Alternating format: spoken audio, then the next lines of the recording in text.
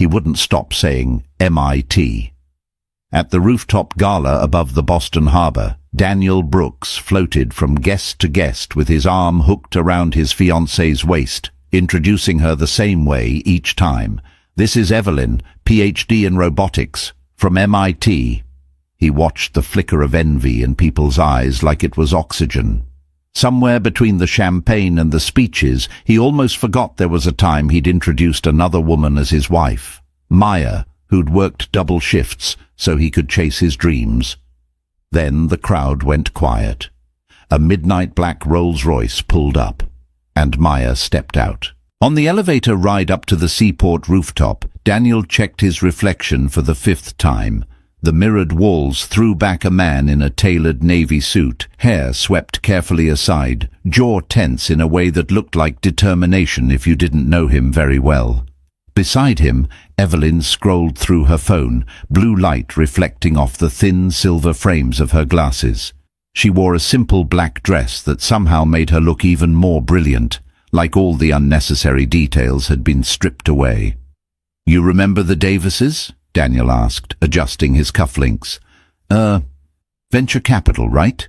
You showed me their LinkedIn profiles at 1 a.m., she said without looking up. "That's them. He's obsessed with Ivy League pedigrees. Just mention your work with the Media Lab if it comes up." She finally looked up, amused.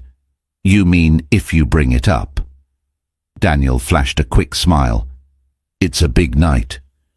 I just want people to understand how exceptional you are." What he didn't say was, how exceptional we are. He'd spent years feeling like he was one elevator ride away from being found out, that the right question from the right person would reveal that his MBA was from a decent but not top-tier school, that his childhood was more grocery coupons than country clubs, that he'd learned which forks to use from YouTube. But Evelyn was pure social currency. MIT, robotics, papers cited by people who wore cardigans and talked about Nobel nominees like neighbors. He'd once thought he'd feel this secure with a ring on another woman's hand. The elevator chimed, doors sliding open onto warm light and the soft hum of strings. A wall of glass showed the harbor below, dotted with boats like scattered teeth. "Ready?" he asked. "I'm here, aren't I?" Evelyn slipped her phone away. He placed a hand on the small of her back and guided her into the gleaming room as though he owned it. Within minutes, he found his rhythm. "This is Evelyn Park," Daniel said to a cluster of grey-haired men near the bar. "PhD candidate in robotics, MIT." Brows lifted, glasses paused mid-sip. "Oh, MIT, wonderful," said one of them. "What's your area?" "Human-robot collaboration in high-risk environments," Evelyn said, her voice modest but assured. "Specifically real-time decision systems." Daniel watched the way their attention shifted to her, radiant and hungry. Pride flared in his chest like a match. Their respect for her felt like respect for him, extended by proximity. He knew the exact moment he started relying on that feeling like a drug. It wasn't tonight. It was years ago in a cramped apartment in Somerville when his first boss had made a joke about state school kids getting lucky in front of the whole team and everyone had laughed. Even Maya had smiled thinly, eyes dropping. He'd laughed too, loud enough to prove it didn't sting. Tonight, no one joked. No one laughed at him. People leaned in. They asked Evelyn questions. They asked him how he'd landed someone like her, and he laughed, pretended he didn't drink that phrase like champagne. The music swelled. A server passed with a tray of oysters. Someone mentioned an upcoming panel at MIT he should definitely attend. This was the life he believed he'd been heading toward for years. Prestige, polished glass, people nodding when he spoke. No one needed to know that once he'd worked the loading dock at a grocery store, trudging home to a small apartment where his wife sat at the kitchen table with unpaid bills. He shook the memory off like rain. That had been another life, another marriage. He'd paid his dues. He deserved this. So when the crowd near the balcony suddenly fell silent and heads turned toward the elevator, Daniel barely noticed. He was too busy saying, she actually turned down an offer from Stanford to stay at MIT. Then he felt, rather than heard, the shift in the room, a hush that tasted like curiosity. He followed their gaze. Down below, at the private entrance, a black Rolls-Royce Ghost slid to the curb like a shadow given shape. The valet hurried forward. The driver stepped out, his suit subtly more expensive than Daniel's. He circled to the passenger side and opened the door. A slender leg appeared first, in a dark green dress. Then a woman stepped out, her hair swept up, the city lights threading through it like silver. For half a second, he saw only her profile. The curve of her cheek, the familiar tilt of her chin when she spoke. No, the breath left his lungs. The years she'd been gone collapsed between heartbeats. Maya. 3 years earlier, Maya Alvarez Brooks had stood in a very different doorway. Not a rooftop gala, but a beige mediation room in a low-rise near Government Center, its fluorescent lights buzzing like mosquitoes. A pot of coffee cooled on a side table. The carpet was dotted with stains that could have been from dropped pens or spilled lives. Across from her, Daniel sat in a charcoal suit she'd once helped pick out. He scrolled through his phone until the mediator cleared her throat. "We're here to finalize the terms of the divorce," the mediator said. "I understand you've agreed that Daniel will keep the condo and the car, and Maya will take the savings," Daniel said quickly. "What's left of it?" Maya's hands twisted in her lap. Savings. The word sounded generous until you looked at the numbers. After his MBA loans, the credit cards, the move, the furniture he swore he needed for clients. They can tell if it's from IKEA, Maya. There wasn't much.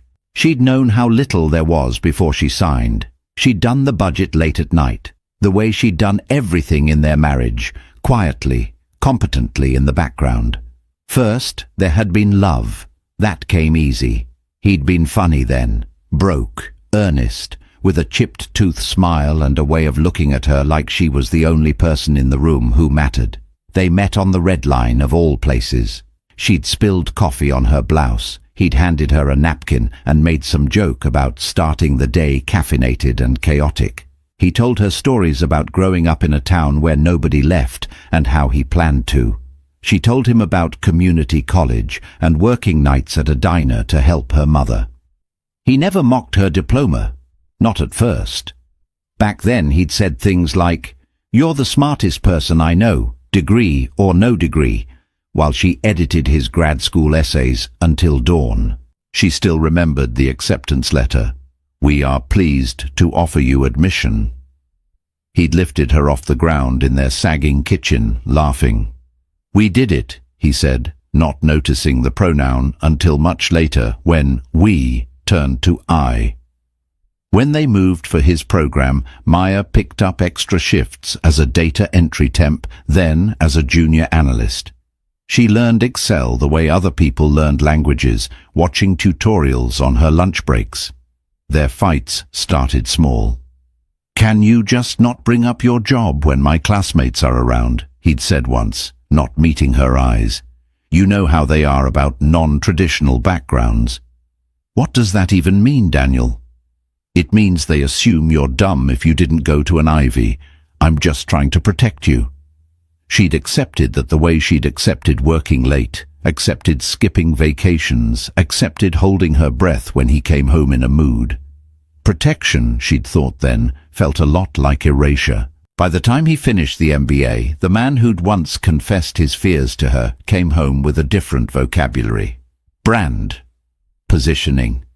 Perception. Somewhere in there he'd started perceiving her as a liability. It was subtle at first. Jokes about her little analyst job at a mid-size firm. Comments about how, in certain circles, credentials matter. She noticed that when he introduced her at events, he said, "This is Maya," and nothing else. No last name. No mention of how she'd found a way to automate half her team's reporting process. At one particularly glossy fundraiser, she'd overheard him say, "She's between things right now. But it's great. It lets me really focus on my career. Between things, she'd been working 60-hour weeks while he took networking lunches. The first real fracture came when she found the messages. A work friend from his firm. Late-night texts filled with emojis that weren't strictly professional. Complaints about how Maya just doesn't get this world. When she confronted him, his face hardened into a stranger's. "Do you have any idea how much pressure I'm under?" he snapped. "Everyone at the firm is from somewhere you've probably only seen in movies. They're Dad's own things, Maya. I'm the charity case. If I don't fit in, I lose everything I've worked for. I can't carry you and my career." "Carry me," she repeated. "Who worked double shifts while you were in school? Who covered your student loan payment last month?" "That's not the same thing." "What is it then?" "It's money," he said. "That's transactional. This is about perception." Word by shriveling word, she felt the life they'd built crumble. The affair was emotional, he swore. Then it was just a mistake. Then not the point. The point, he insisted, was that he needed someone who understood ambition. Maya signed the papers 2 months later. "I just want you to be happy," she'd said, and some naive part of her had meant it. She was so used to folding herself into shapes that fit his needs that leaving still felt like accommodation. When she walked out of that mediation room, the December air slapped her cheeks raw. She didn't have a car anymore. He'd kept that. The tea station was 3 blocks away. She pulled her thrift store coat tighter and walked into the wind, carrying a manila envelope full of legal confirmation that their life together had ended. She thought irrationally about the coffee he'd handed her on the Red Line years ago, about how kindness could be the first note in a song that ended in dissonance. As she descended the station stairs, a luxury car rolled past above, sleek, dark, indifferent. Maya didn't see it. 3 years later, she would step out of a car like that and feel every step like a reclamation. By the time Leon Hartman saw her, Maya had already been passed over twice, not for promotions, for cabs. It was raining, one of those sideways Boston rains that turned umbrellas into kites. Maya stood near a bus stop in Kendall Square, soaked to the knees, clutching a cardboard tube full of grant proposals against her chest. Her job at the non-profit think tank didn't pay enough for Ubers on a regular basis. Buses she could justify. Taxis were a luxury reserved for sprained ankles and food poisoning. Tonight, she was dangerously close to making an exception. She'd just left a meeting with a potential funder that had gone, all right. Not great, not terrible. The man had smiled politely and said, "We'll keep your proposal in mind." She knew what that meant. She also knew the work her team was doing, building data tools for small community health clinics, could change lives. She just didn't have the vocabulary of status to make the right people believe that. An empty taxi slowed, blinked, then sped up as a man in a nicer coat stepped off the curb 15 feet ahead and raised his hand. Maya watched it glide past her, as unobtainable as a private jet. She sighed, shifting her weight. Her phone buzzed. A text from her director. "Any luck?" She typed back, "He said he'll think about it, so maybe." She didn't add. "He asked if we had any celebrity collaborators. Didn't seem interested in our pilot data." Across the street, a black Rolls-Royce Ghost was double-parked, its driver scrolling through his phone. From the back seat, Leon watched Maya through rain-blurred glass. He'd just left a meeting that was the mirror image of hers, a private dinner with investors who'd begged him to lead another fintech round. He'd declined, politely, firmly. He was tired of multiplying numbers that already belonged to the rich. Hartman Capital had made him a billionaire before he turned 40. That had been almost a decade ago. In the years since, he'd gone from hungry to hollow. He'd started the Hartman Foundation to fill that hollowness with something that mattered.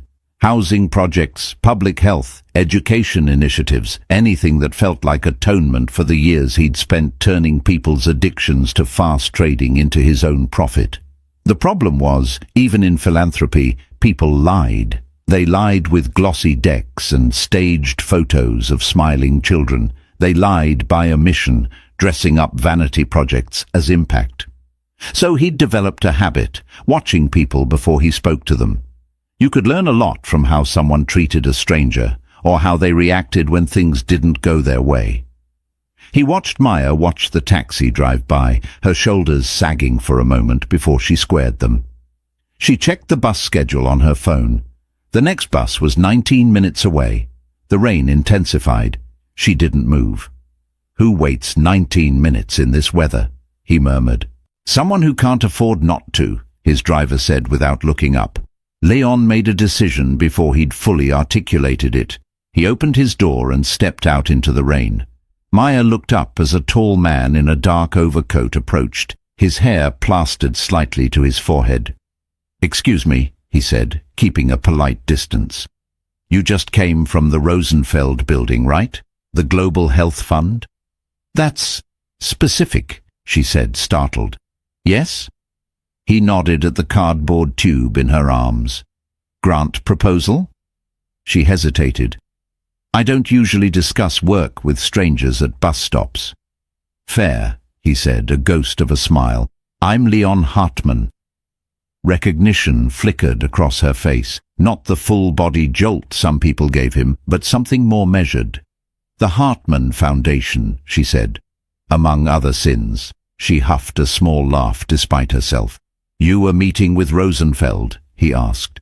"Yes, we're a small think tank, data tools for community clinics. It's not very sexy." "Saving lives with better data is plenty sexy," he said. "Did he bite?" "We'll keep you in mind." "Ouch." "Yeah." She shifted her weight again. "It's fine. I'm used to it." He studied her for a moment. The way she didn't apologize for taking up space. The mixture of exhaustion and stubbornness. "What's your name?" he asked. "Maya." "Alvarez. Do you have a deck?" She blinked. "On my laptop." "Come show me," he said. "I have a car. It's warmer than this bus stop." "Look, I appreciate the offer, but—" he gestured toward the rolls. "I'm not trying to kidnap you. I'm trying to decide if my foundation should fund you." The rain drummed on the sidewalk between them. In another life, she might have refused out of principle. In this one, she'd learned that principals didn't pay for servers or staff. 10 minutes, she said. "And if you say anything creepy, I'm leaving." "I prefer my philanthropy non-creepy," he said dryly. In the back seat, she opened her laptop and launched into the same presentation she'd given Rosenfeld, but something shifted as she spoke. Maybe it was the way Leon asked questions that were about the work, not the optics. Maybe it was the way he listened without checking his phone. "You built this interface yourself?" he asked, scrolling through a demo. "Mostly," she said. "Our dev contractor did the heavy lifting, but the workflow is mine." "And you got 3 clinics to adopt it?" "Pilot program. Wait list of 7 more if we can get the funding." He nodded slowly, eyes distant for a moment, thumb tapping against his knee. "Your director, is he the one who pitched?" "I did," she said. "He came, but I did the talking." "Of course you did," Leon murmured. He closed the laptop carefully and looked at her. "How much do you need for a year?" she told him, hands trembling slightly. "That's it?" he said, her mouth twisted.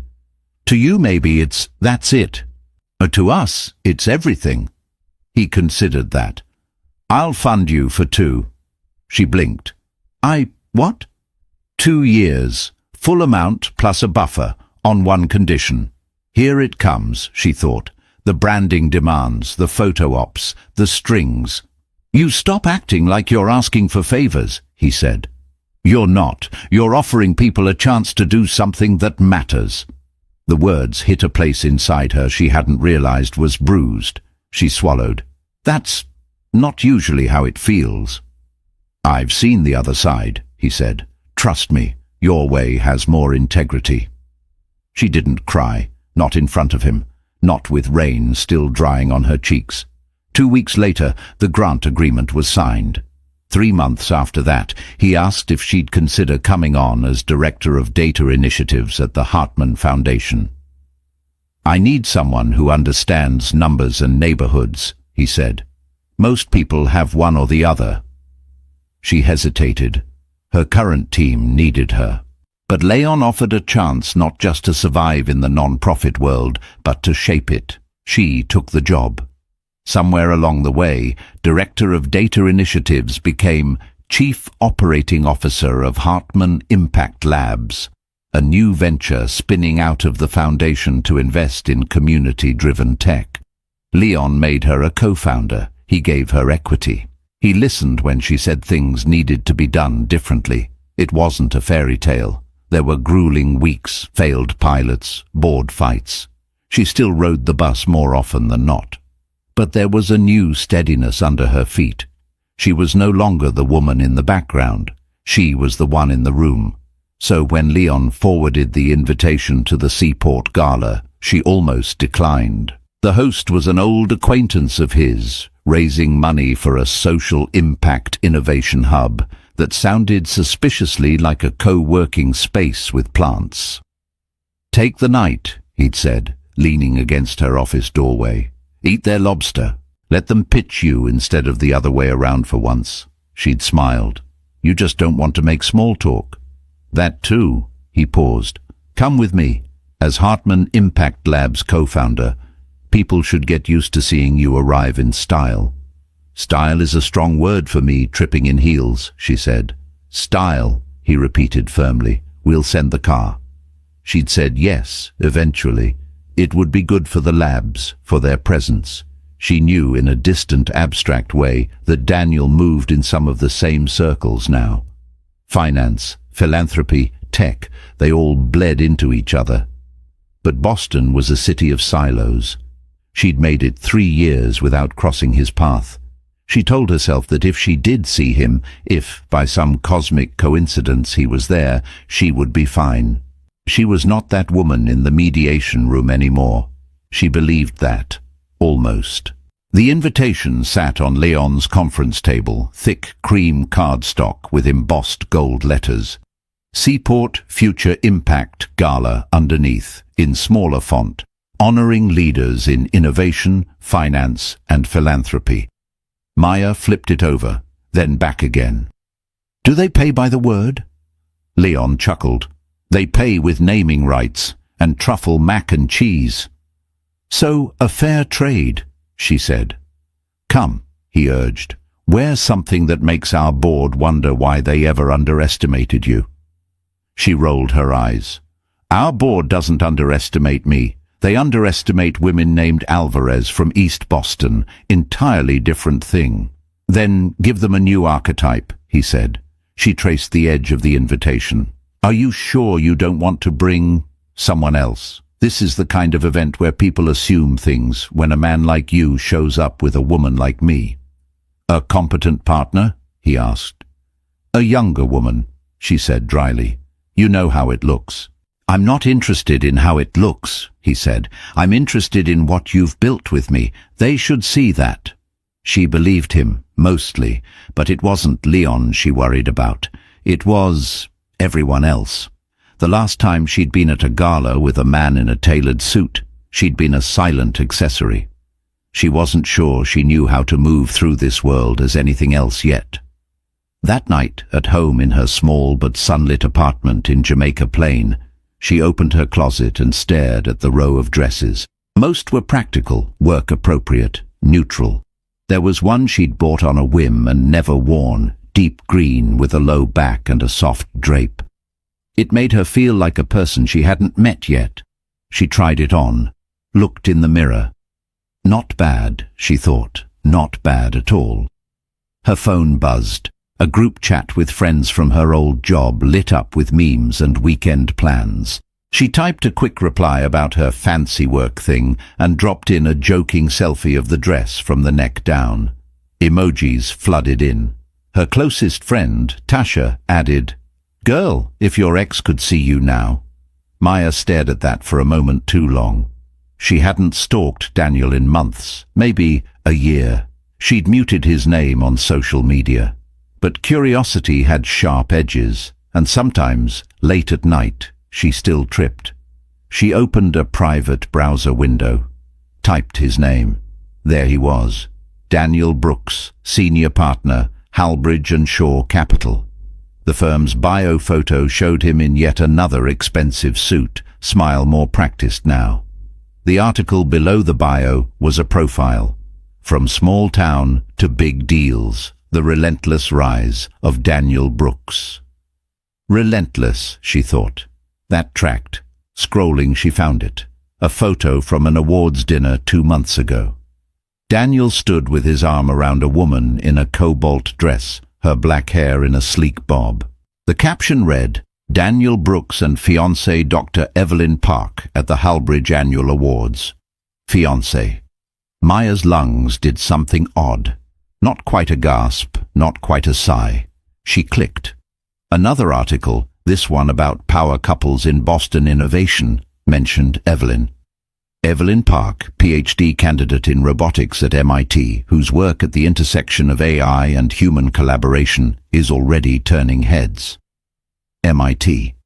It stabbed at a familiar bruise. The years of being told that without certain letters on her resume she would always be second tier. She zoomed in on Evelyn's face. The woman looked kind, sharp but kind. Not at all the villain that a more convenient narrative would require. Maya closed the laptop. Good for her, she said aloud, as if saying it could make it true. She did not want him. She hadn't wanted him in a very long time. But the thought of him, arm around someone with an MIT pedigree, using words like doctor and fiancé like accessories, it scraped against memories of arguments where he'd told her she was lucky he'd married her given his ambition. She took a deep breath.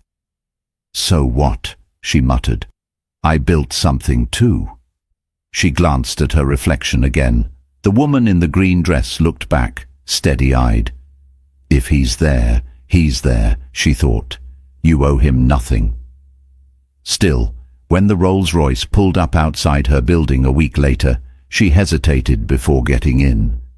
The driver opened the door with a small nod. Ms. Alvarez. It still felt strange that Ms. instead of Mrs. Brooks. In the back seat, Leon looked up from his phone. Wow, he said simply. She smoothed her dress. Too much? Exactly enough, he said. Ready? As I'll ever be, she replied. As the car glided through the city, past the neighborhoods she knew and the ones she'd only started visiting after her life had recalibrated, she watched her reflection in the tinted glass. She didn't know that on another rooftop her ex-husband was about to say, she actually turned down Stanford. When the room went quiet at the sight of her arrival, she only knew that the ache in her chest felt old and new all at once. Conversation at the Seaport Future Impact Gala had a particular pitch, a low hum of deals being hinted at and favors being banked. Near the bar, someone laughed too loudly at a joke about SPACs. On the terrace, a woman in a shimmering dress said disruption twice in one sentence. Waiters circulated with trays of canapes that vanished before they could learn what they were. Daniel thrived in this environment. It was a game he'd finally learned the rules to. Of course, we're also looking at green infrastructure, he was saying to a man from a rival firm. I've got my eye on a few under-the-radar teams. Smart, the man said. And with your fiancé's background, you've got the technical lens covered too. Daniel squeezed Evelyn's shoulder. Couldn't do it without her. She smiled politely, but there was a faint stiffness to it now. He'd missed the moment it had appeared. Then the room's attention shifted. Heads turned toward the glass wall facing the private entrance downstairs. Conversations stalled mid-buzzword. What's going on? Evelyn asked. Daniel followed their line of sight. He saw the car first. A black Rolls-Royce Ghost, its chrome trim catching the city lights. It moved with the kind of quiet authority that screamed money even through soundproof glass. Is that Hartman's? someone near them murmured. Has to be, another replied. Who else rolls up like that? Hartman. Daniel's pulse quickened. He'd been trying to get a meeting with the elusive billionaire for months. A Hartman co-investment was like a golden seal of approval. He barely registered the driver stepping out. His eyes were on the rear door as it opened. A woman's foot in a simple black heel touched the pavement. Then she emerged, the green dress falling around her like liquid. He saw the curve of her jaw first, the familiar slope of her neck. Memory crashed into him like a wave. Impossible, he thought. But there she was. Maya. The same. And not. Her hair was swept up, exposing the clean line of her collarbone. The last time he'd seen her in anything other than work clothes, they'd been at a wedding where she'd sat quietly while he talked shop. Now she moved with a different center of gravity, as though she'd finally realized she wasn't orbiting anyone else. The driver offered his hand. She took it with a small nod, then turned as another figure stepped out behind her. Leon Hartman. He was taller than in photographs, his presence somehow denser. He didn't put a hand on Maya's back or do any of the casual, proprietorial gestures Daniel was used to seeing men like that perform. He simply fell into step beside her. The two of them crossed the entrance like a slow-motion storm. "Is that—" Evelyn started. "That's Hartman," someone answered before Daniel could. "And who is she?" a woman whispered. "No idea," another replied. "But she arrived in his car, so—" The implication hung in the air like perfume. Daniel's throat went dry. He watched as the elevator doors on the far side of the room slid open, depositing Maya and Hartman into the gala's glow. Maya paused for a second, taking in the room. Her gaze swept past clusters of donors, tech founders and policy wonks. She seemed unhurried, unafraid. Then her eyes met his. The world shrank to the distance between them. For a split second, he saw the woman he'd last encountered in a beige room with buzzing lights and a manila envelope in her hands. Hurt, tired, trying not to show either. Then the moment was gone, her expression smoothed into something unreadable, polite, professional. She looked away first, turned to say something to Hartman, who nodded and headed toward a knot of board members near the stage. Maya started toward the bar.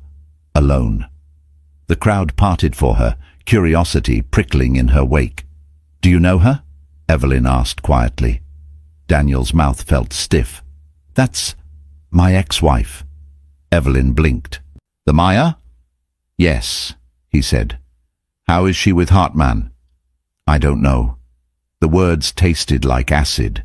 He watched as a small group intercepted her, organizers, from the way they beamed. Hands were shaken, air kisses exchanged. A woman in a blazer touched Maya's elbow with the easy familiarity reserved for peers, not guests. Daniel forced his shoulders back. "So," he said brightly, addressing no one in particular, "I guess Hartman's here. Good to know."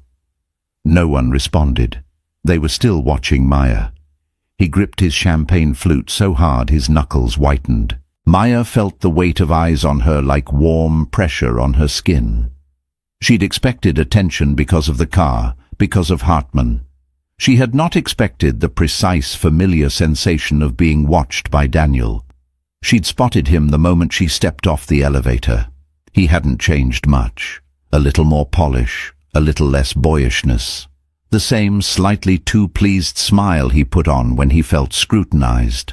Seeing him was like opening a door to a room she'd locked years ago and finding the furniture rearranged, but the smell unchanged. "Ms. Alvarez," she turned as the event organizer approached, breathless. "We're so honored you and Mr. Hartman could come." "Thank you for having us," Maya said, glad her voice came out steady. "We'd love to have you say a few words later about Hartman Impact Labs," the woman continued.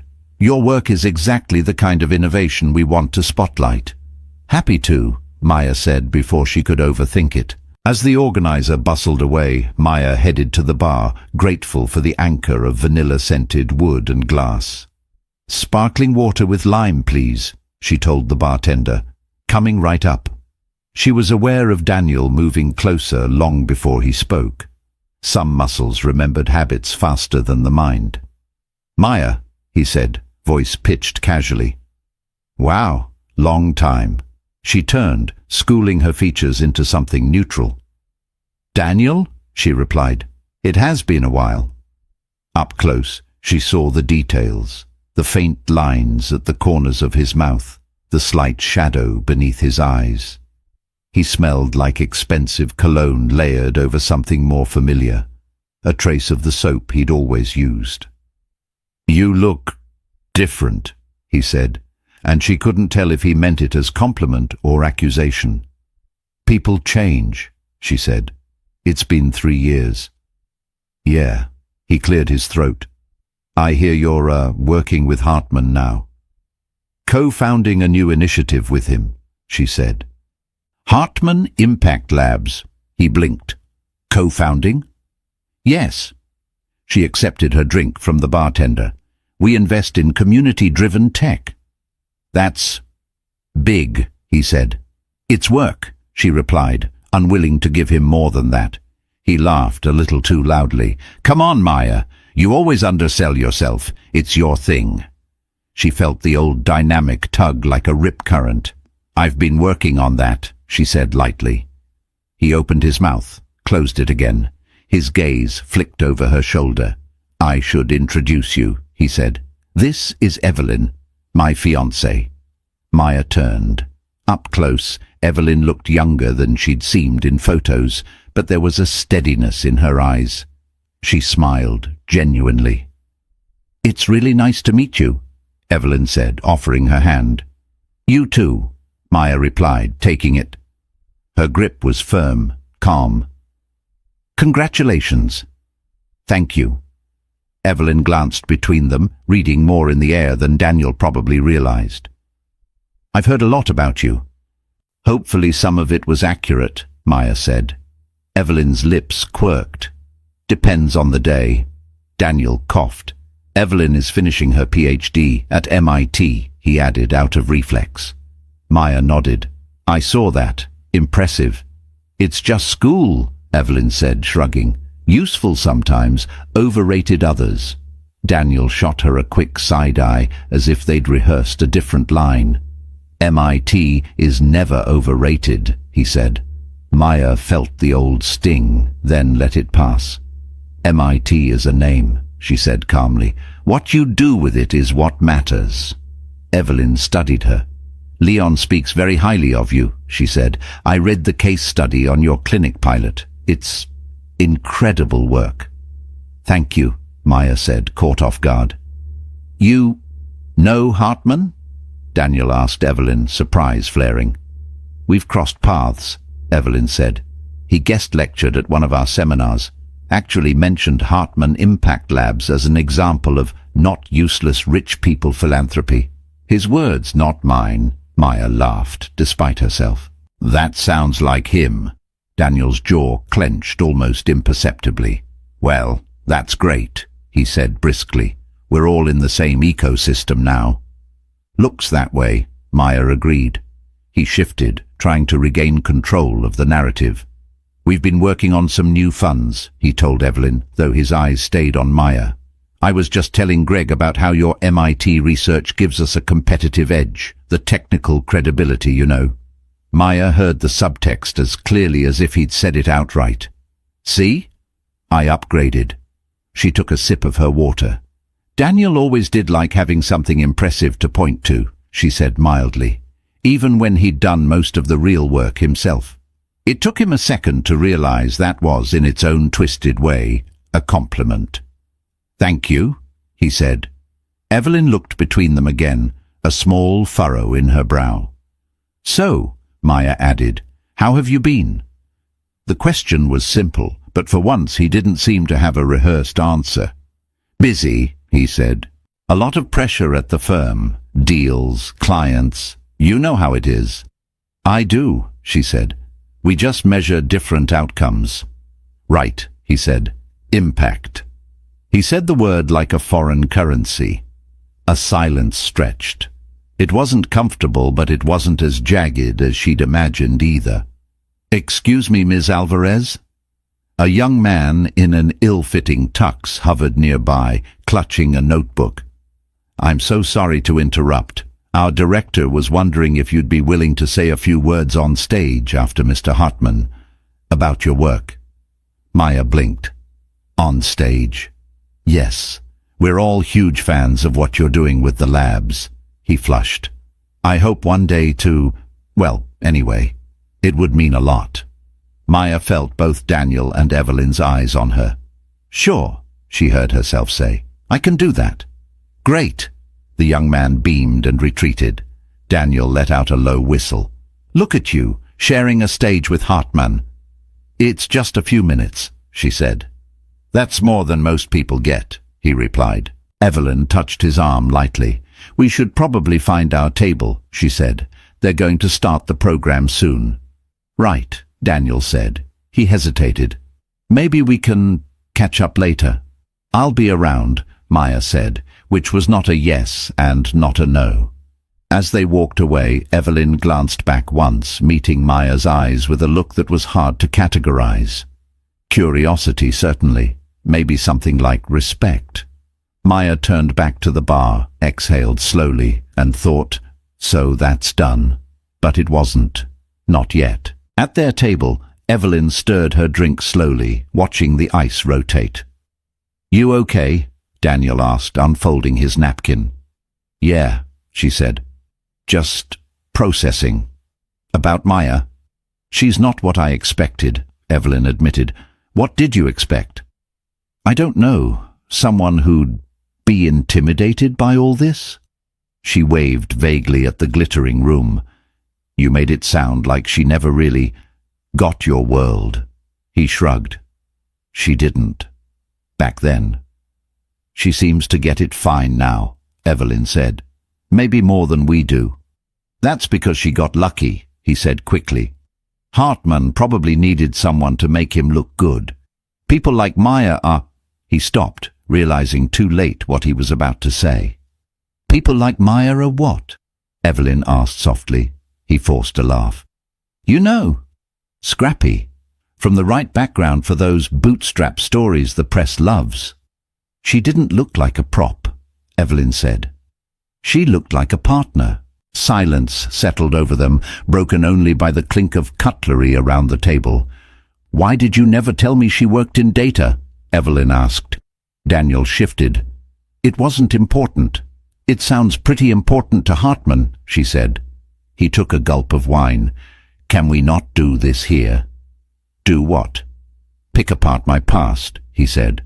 "I'm not picking," she replied. "I'm just recalibrating the story you told me." The story he'd told her early on had gone like this. "I married young. It was a mistake." She didn't understand ambition. He'd left out the parts about double shifts, about edited essays, about a woman at a bus stop who kept going even when the taxis didn't stop. On stage, the MC tapped the microphone. The room dimmed slightly as the program began. "Tonight, we're honored to have two very special guests," the MC said. "First, a man whose name is synonymous with innovation and philanthropy, Mr. Leon Hartman." Polite applause rose as Leon walked up, giving a brief, funny, surprisingly blunt speech about the pitfalls of performative giving. "And following him," the MC continued, "we're delighted to hear from someone at the heart of Hartman Impact Labs. Please welcome Maya Alvarez." Evelyn leaned forward slightly. Daniel's jaw tightened. Maya stepped to the podium, notes in hand, then set them down without looking. "Good evening," she began. "I'm supposed to tell you about what Hartman Impact Labs does. We invest in community-driven tech solutions. That's the short version. But what I really want to talk about is power." A murmur rippled. This was not the usual script. "Most of us in this room," she continued, "are here because we hold some form of power. Money, credentials, connections. We like to think we're using those things for good. Sometimes we are. Sometimes we're just rearranging furniture in a burning house." She wasn't raising her voice, but the room leaned in anyway. "Impact isn't about putting your name on a building," she said. "It's about putting resources in the hands of people who know what their own communities need. It's about stepping back and being uncomfortable with how little you actually know about lives that don't look like yours." Evelyn felt a chill run up her spine. Maya talked for just under 5 minutes. She wove in data about clinic outcomes, stories of neighborhood advocates, and a quiet, pointed critique of foundations that demanded innovation but flinched at funding boring things like infrastructure and salaries. She did not mention her alma mater. She did not mention her title until the very end. "I'm Maya Alvarez," she concluded, "co-founder and chief operating officer of Hartman Impact Labs. Thank you for listening." The applause was genuine, warm. People stood. Evelyn clapped too, her palms stinging slightly. Beside her, Daniel's hands came together slower, as if he were forcing them. "She's good," Evelyn said quietly. "She's fine," Daniel muttered. "Fine?" Evelyn turned to him. "She just articulated more clarity in 5 minutes than half the panels I've been on." "You're biased," he said. "You're in that world too."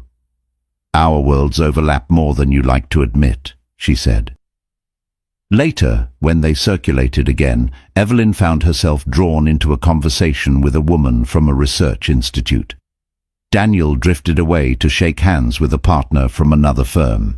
As the night wore on, Evelyn discovered 2 things. First, several people were more interested in talking about Maya's work than about Daniel's new fund. Second, when Daniel did talk about his fiancée, he kept saying MIT like an incantation. "She's at MIT," he'd say, even when no one had asked. "Her PhD in robotics is a huge asset." Eventually, one older man raised an eyebrow and said, "Yes, Daniel, we've heard, several times."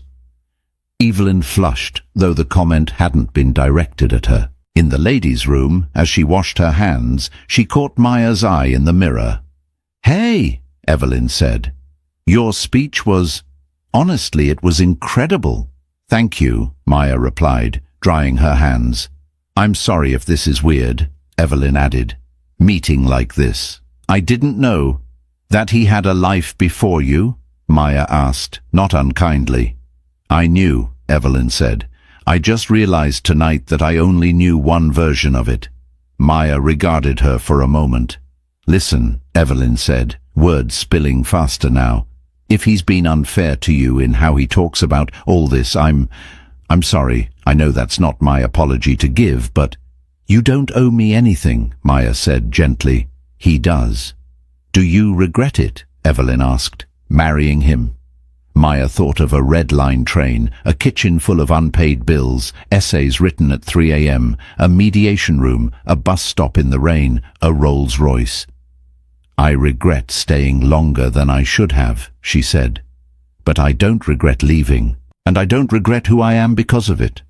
Evelyn nodded slowly. "Do you—" She hesitated. "Do you think he's capable of changing?" "That's a question for you," Maya said. "Not me." Evelyn swallowed. "Right." Maya tossed the paper towel, missing the bin slightly. She picked it up, corrected it, then turned back. "For what it's worth," she said, "you seem like someone who can define her own worth without anyone else's name attached. Don't forget that." Evelyn's eyes burned unexpectedly. "I try," she said. "Good." They walked out together. In the main room, Daniel watched them approach, his expression caught between pride and panic. The gala thinned out after midnight. Donors peeled off to private after-parties. Staff began stacking chairs. Maya stepped out onto the quieter balcony for a breath of air. The harbour wind was cold enough to raise goosebumps along her arms. She relished it. "You always did need to escape the room," a voice said behind her. She turned. Daniel stood in the doorway, hands in his pockets. "Old habits die hard," she said. "Do you remember that fundraiser in Back Bay?" he asked. You disappeared halfway through. I found you on the fire escape. I remember, she said. You told me hiding made you look bad. He winced. I said that? You did. He stepped closer, but not too close. You were great tonight, he said. The speech, the way people listened to you. Thank you. You really built something, he admitted. The words dragged out. So did you, she said. Different things. Yeah, he said. Different. Silence stretched between them again, but this time it was less barbed. I didn't expect to see you here, he said. Same, she replied. I didn't know you were with Hartman like that. Like what? You know, he said vaguely. Arriving in his car, taking meetings with his board. He doesn't do that with many people. He does it with colleagues, she said, and friends. Is that all you are? He asked, something dangerous threading through his tone. Colleagues. She met his eyes. What are you implying, Daniel? He looked away. Nothing, just people talk. And you believe them? She asked. I don't know what to believe, he said, frustration rising. You come in here in a Rolls-Royce making speeches about power. It's just a lot. It's a lot, she agreed, especially if you're used to me coming in on the tee and standing quietly behind you. He grimaced. I was an ass back then. Yes, she said. You were. He nodded, accepting that. You know, he said slowly, sometimes I think about what would have happened if we'd met later, after I got my act together, after I figured myself out more. You think timing was the only problem? She asked. I was scared, he said. Okay, is that what you want to hear? I grew up watching guys like me get chewed up and spat out because they didn't know the right people or have the right degrees. When I finally got in the room, I was terrified they'd realize I didn't belong. And you reminded me of where I came from. She flinched. I reminded you of your mother working 2 jobs? Of your father's broken back from the factory? That's what you told me you wanted to honor. He laughed bitterly. And then I got a taste of being the guy people asked for introductions instead of the guy taking their coats. I liked it. Too much. So I started talking like them, dressing like them, dating. He stopped himself. Dating above your station, she supplied. That's not what You think I don't know what you told people after we split? She asked, voice flat. That you'd traded up? He winced. Maya, I saw the posts, she continued. The pictures with Evelyn, the captions about power couples. I heard from people who overheard you say I never fit in with your world. He opened his mouth, closed it. I was angry, he said finally. I felt like you'd given up on me. I signed the papers you asked for, she said. After you cheated, after you told me I was holding you back. I was wrong, he said. Yes, she replied. You were. Another silence, this one heavy with things that would never be fully untangled. I'm sorry, he said quietly. For what it's worth. She studied him. Do you know what hurt the most? She asked. He shook his head. Not the affair, she said. Not even the divorce. It was realizing that somewhere along the way, you started believing that the people in this room were more real than the girl who held your hand on the red line. His eyes flashed. They weren't more real. They were just useful, she suggested. He sagged slightly. Yes, maybe. You used me too, she said. For stability, for ego, for a story about how you were the ambitious one and I was the anchor. He swallowed. I didn't mean to. I know, she said. That's the problem. He laughed once, harshly. You're different now, sharper. I'm the same, she said. I just stopped translating myself into your language. For a moment he looked like the young man she'd fallen in love with, stripped of all the armor. I really did love you, he said. I don't doubt that, she replied. You just loved yourself more, and you loved who you thought you could be with someone like Evelyn. He flinched. Don't bring her into this. She's already in it, Maya said, whether you acknowledge it or not. He shoved his hands deeper into his pockets. She's different. How? She gets this world, he said. She's from it. Her parents are professors. She speaks their language. And that makes her valuable, Maya said. I hope you see her as more than a credential. He bristled. Of course I do. Do you? He didn't answer. From inside, they heard music swell as the band started a slower song. I'm not here to punish you, Daniel, she said, or to prove anything.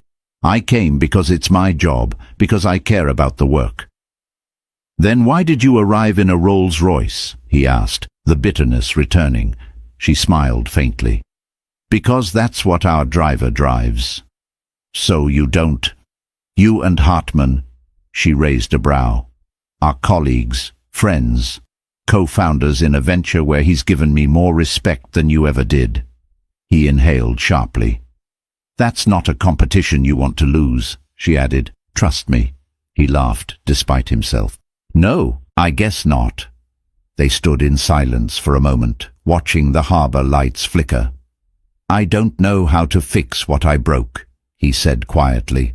You don't, she said. Not with me. That's not your job anymore. Then what do I do? He asked, almost desperate. You start by being honest, she said. With yourself, with Evelyn. You stop using people as shields against your own fear of not being enough. You get a therapist. A therapist? Yes, Daniel, she said.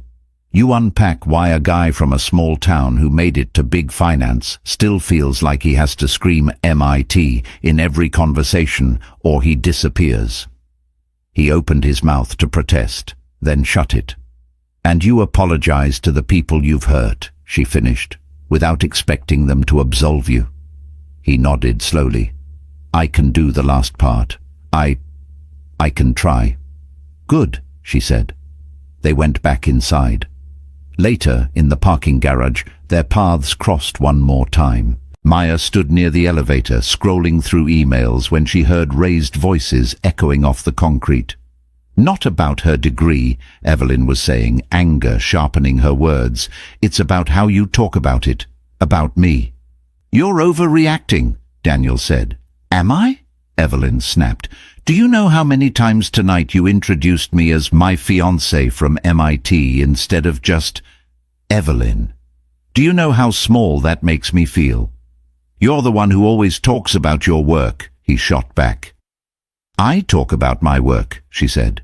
You talk about my resume, and you talk about Maya like she was some charity project you outgrew.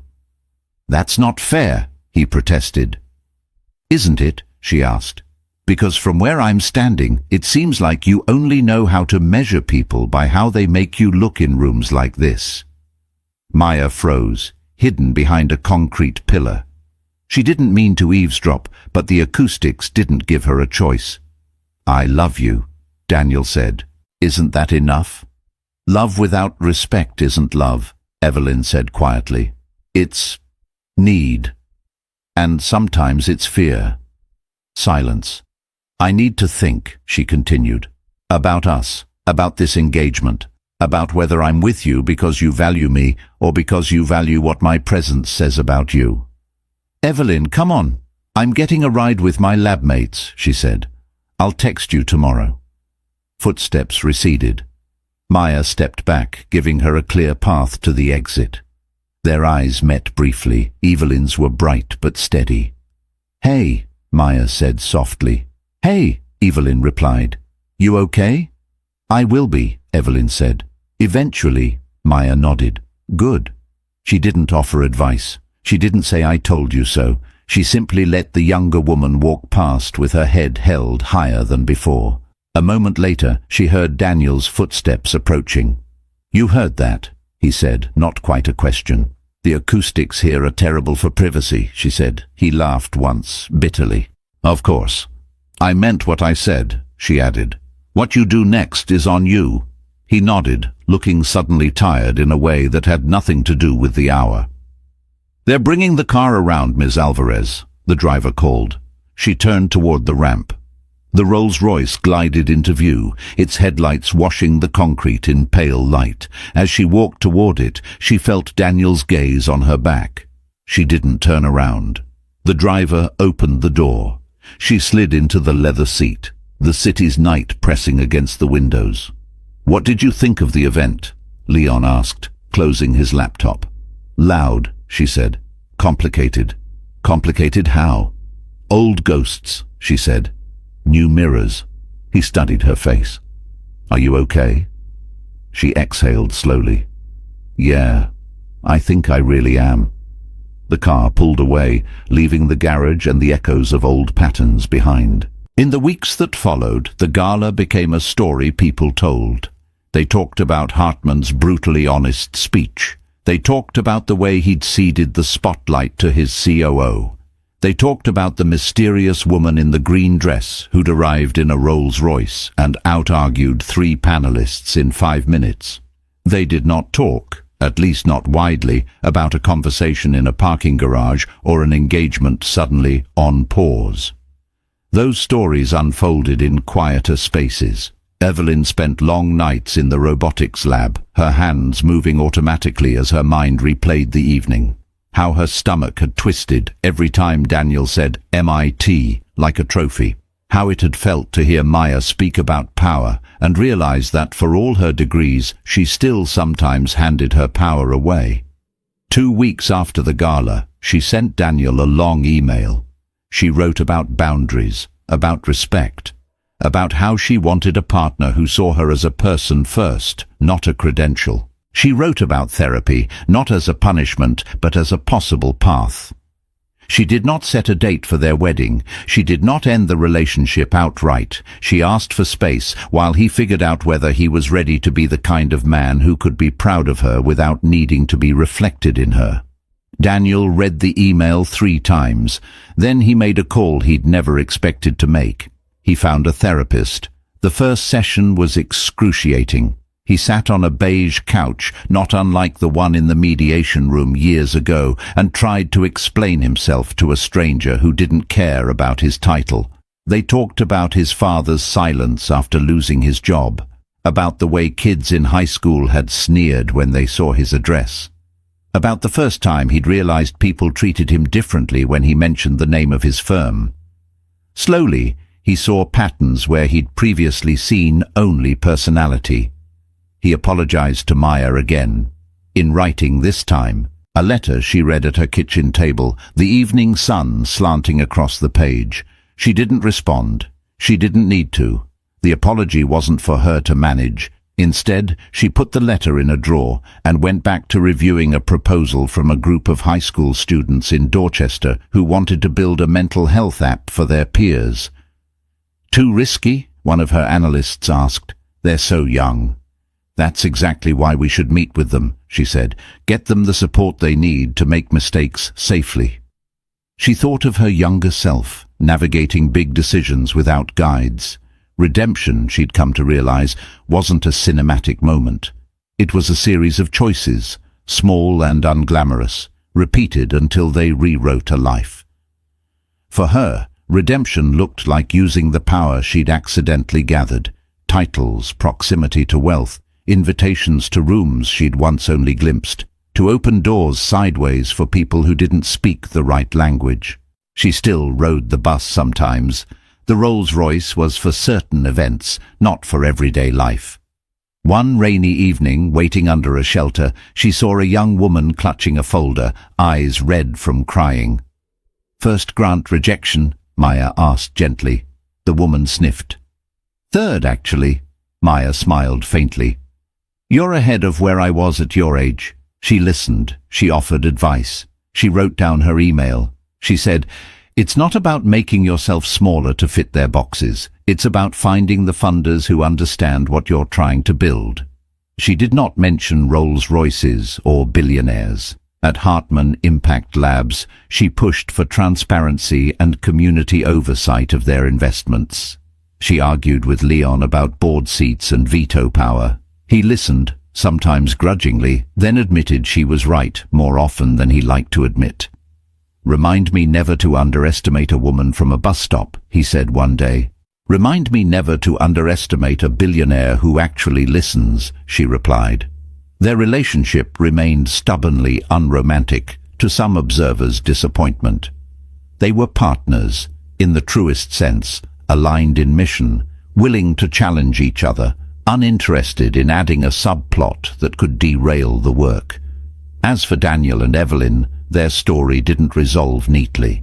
They didn't elope or implode. They talked, they argued, they cried. Sometimes they laughed again. At one point, Evelyn suggested they attend a Hartman Impact Labs public forum. "Why?" Daniel asked. "Because we both have a lot to learn about power," she said, and she caught herself before saying Maya. "They're asking the right questions." He almost said no. Pride flared, then fizzled. "Okay," he said. They sat in a community center folding chair, listening to residents challenge the labs team. Maya facilitated, her voice calm, her posture open. Evelyn asked a question about algorithmic bias. Maya answered like she would with any other attendee, clearly, respectfully, with enough technical depth to satisfy. Afterward, they exchanged a brief nod. No more, no less. They didn't become friends. They didn't need to. But something in Daniel's understanding of his own story shifted. He stopped telling the version where he'd traded up. He started saying, when asked about his past, "I hurt someone who didn't deserve it because I was scared of being small. I'm trying to be better now." Sometimes people looked uncomfortable. Sometimes they leaned in. He learned to live with both. Maya learned to inhabit her own life without checking it against his shadow. One afternoon, she received an email from Tasha. "Saw this article. You're becoming a LinkedIn celebrity. Don't forget us when you're running the world." The article was a profile, From Bus Stops to Boardrooms, How Maya Alvarez is Rewriting the Rules of Impact Investing. She snorted at the title, but as she read, she realized that the parts that mattered weren't the glossy phrases. It was the quotes from clinic staff, from neighborhood organizers, from those high school students in Dorchester whose app was now in beta. They were the real story. She was just a conduit. That night, on a different rooftop, at a smaller gathering, this one organized by a local coalition, not a foundation, someone introduced her as Maya, who helped us get the funding for our clinic expansion. No titles, no cars, no billionaire's name attached. It was the introduction that meant the most. She stood there, the city's lights spread out below, and thought of the woman stepping out of a Rolls-Royce while her ex-husband watched. It had felt like a victory then.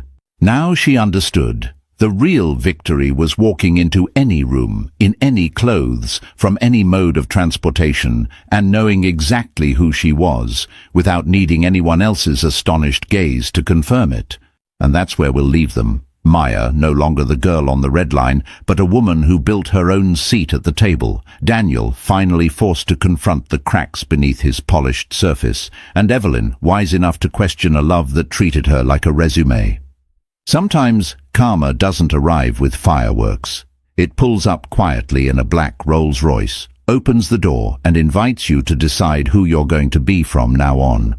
If this story made you feel something, anger, satisfaction, maybe even a little uncomfortable recognition, don't keep it to yourself. Hit like if you believe worth is more than a school name. Drop a comment telling me which moment hit you hardest.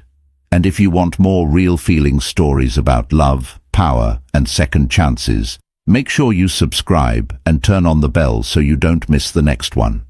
Thanks for watching and for staying to the very end.